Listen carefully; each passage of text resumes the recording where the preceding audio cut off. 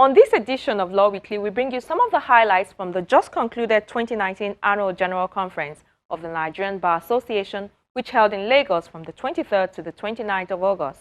The conference had over 200 speakers in 41 different sessions. We'll also bring you some of the top stories we tracked at the courtrooms. Hello and welcome to the program. I'm Shola Shuyeli. The 2019 NBA Conference opened in the city of Lagos with a theme facing the future.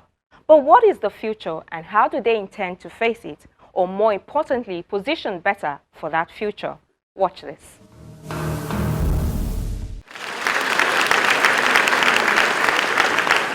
The opening ceremony of the 59th Annual General Conference of the Nigerian Bar Association.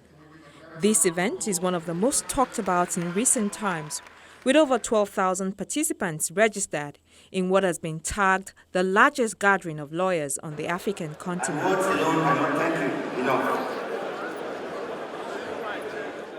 In attendance here are judges, members of the legislature and executive, government officials, senior advocates of Nigeria, business leaders, lawyers from the international scene, young lawyers, and many other professionals. We have made it possible for us to gather here. The theme this year is Facing the Future. I'm sure most of you are thinking, why facing the future?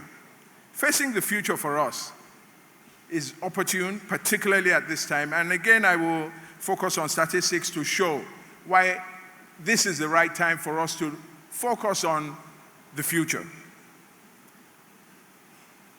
Lagos, the capital city of Lagos State, where we are having this conference, today has 20 million people. In 20 years, this city will be 40 million people. The country today is 200 million people, with an average growth rate of 3% year on year. Nigeria will be 400 million people in 20 years. Those statistics in itself shows why we need to focus on our role in the future, what opportunities will exist for our colleagues in the future, and why it's important to keep the legal profession on the straight and narrow. It's also important when we focus on the country having only one product that it sells, crude oil. Recognizing that also in 20 years, total production will meet local consumption.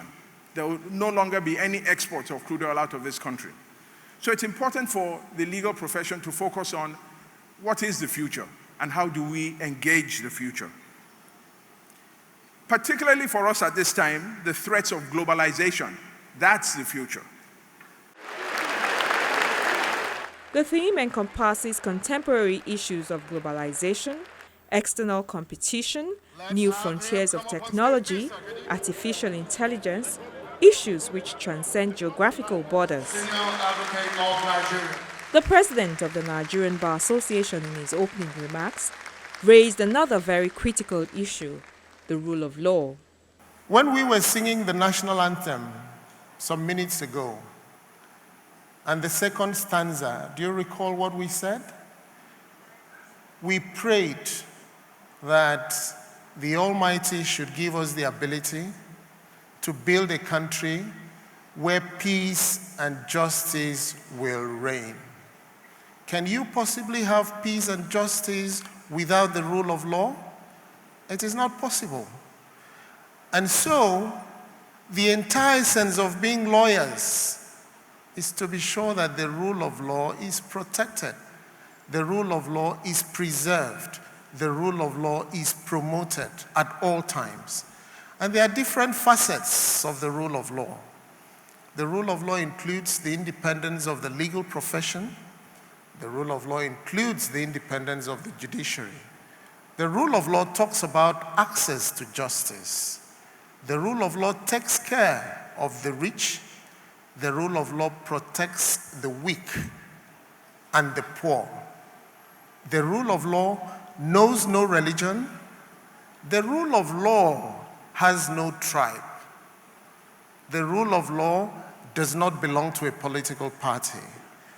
It is an issue that is common to all of us. And therefore, we as lawyers, whether we're in government or we're in private practice, wherever we are, we have that responsibility to make sure that the rule of law is protected, is promoted, and is preserved. That is one of the principal reasons why we always gather for this conference. The keynote speaker is the president of the International Bar Association. He's excited that there are so many young lawyers in the audience because he believes that they are the face of the future. We all know that there is a shift towards the economies of Africa, Asia, Latin America, I hope. So the World Bank says that in 2050, Africa will be responsible for more than 50% of the world GDP. I hope that happens, so that we must really be prepared for the future.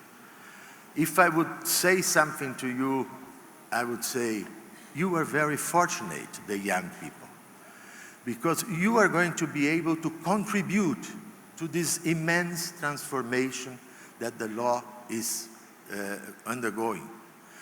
You will be the ones who will feed the robot. You will be the ones who will do the... So you have an opportunity, an incredible... You will be the new lawyers, the electronic lawyers. I'm a digital lawyer. You are electronic lawyers. And be electronic, because the world is yours. What is certain and clear is that there are some characteristics that are attached to the legal profession. And those, I think, are going to be the same in 50 years, in 20 years, in 100 years, as they were the same in Rome and etc. And this is what we have to notice. There are some characteristics that will never change. Integrity, honesty, independence. This is attached to the legal profession. And if we practice through robots, or if we practice to the internet, or if we send information to the moon or to the cloud, we have always to bear in mind our commitment to the rule of law, our commitment to the human rights, our commitment to our prerogatives, the commitment to the core values of our profession. But what does the Chief Justice of Nigeria see in the future? Some pessimists may speak of a bleak future based on the limit of their vision or the timidity of their hearts. But for the Nigerian judiciary under our watch, I can assure you that by the grace of God, the future looks bright.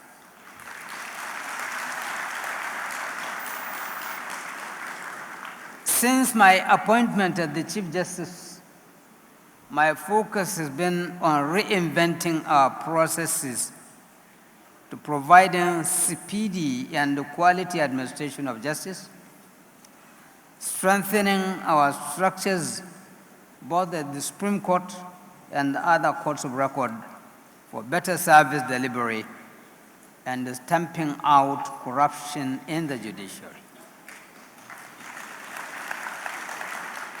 Now, the Nigerian judiciary under this leadership will not lose its firm grip on the mantle of honesty, transparency, and integrity. The trio forms the nucleus of our administration. By the grace of Almighty God, I will tenaciously hold on to that, even until and up to that very moment of my last breath on earth. Let me assure all and sundry that we don't look at anybody's face or feelings before taking our decisions.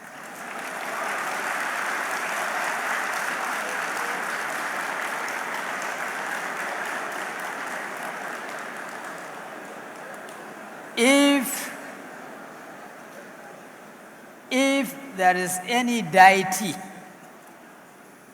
to be feared,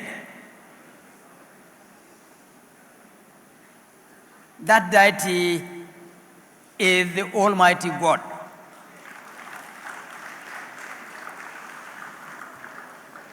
We will never be subservient to anybody, no matter how highly placed.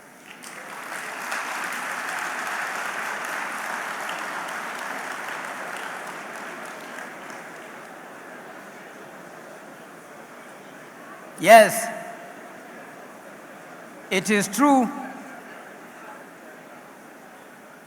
that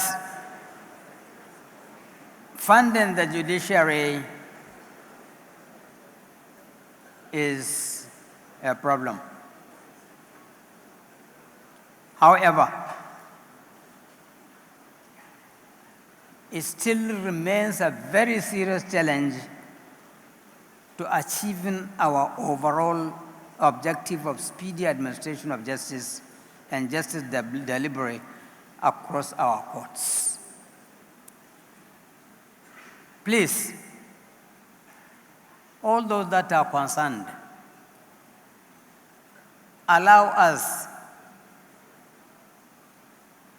to enjoy our independence.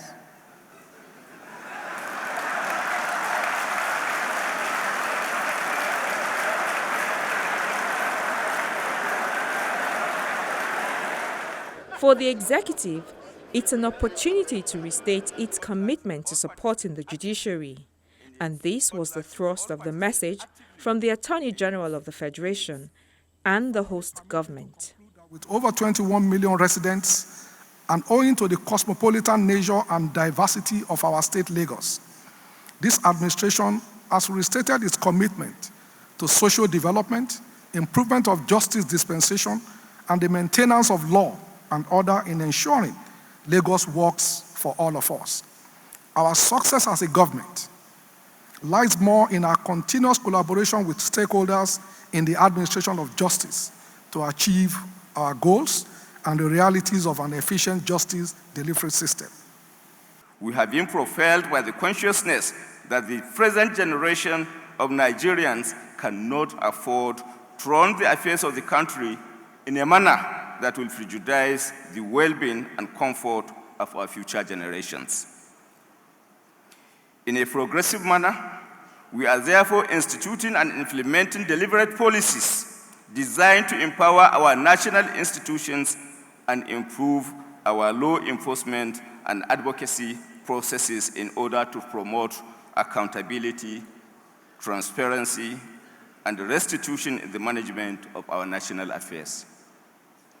In doing this, we have had to disrupt age-long assumptions and unsettled historical narratives on the presumed immunity of sacred cows in our society, simply to demonstrate that henceforth the law will be used as a potent instrument to regulate the activities of all persons and institutions in our country in a fair and transparent manner.